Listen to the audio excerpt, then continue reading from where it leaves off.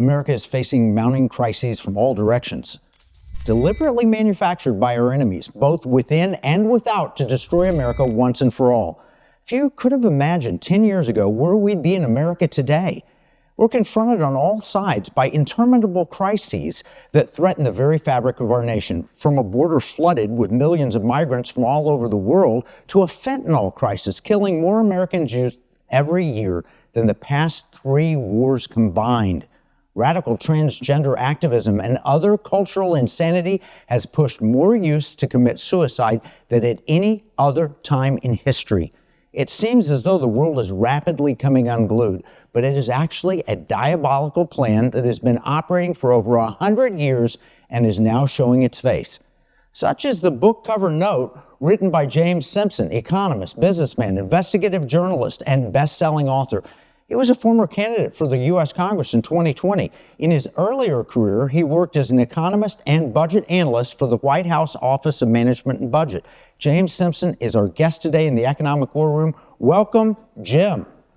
Hey, Kevin, great to be with you. Thanks for having me. Oh, it's great to have you back. You were here in episode 158 about 3 years ago. I remember it was in the midst of COVID, and we met without masks in our studio. And you've got a scary new book out. It's called The Manufactured Crisis, The War to End America. James, who is behind this manufactured crisis?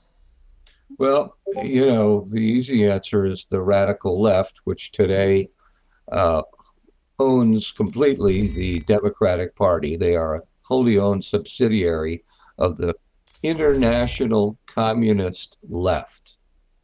And wow, commies. Yes, we have to say the C word, because we've been afraid of that word, using that word, since the 1950s, when Joseph McCarthy was so heavily vilified for correctly identifying that there were communists operating in the federal government, and specifically in the military bureaucracy. And so he was heavily vilified, and that was because, even then in the 50s, the communists were very much involved in censorship and censoring people and destroying people, essentially, that got too close to the truth. Well,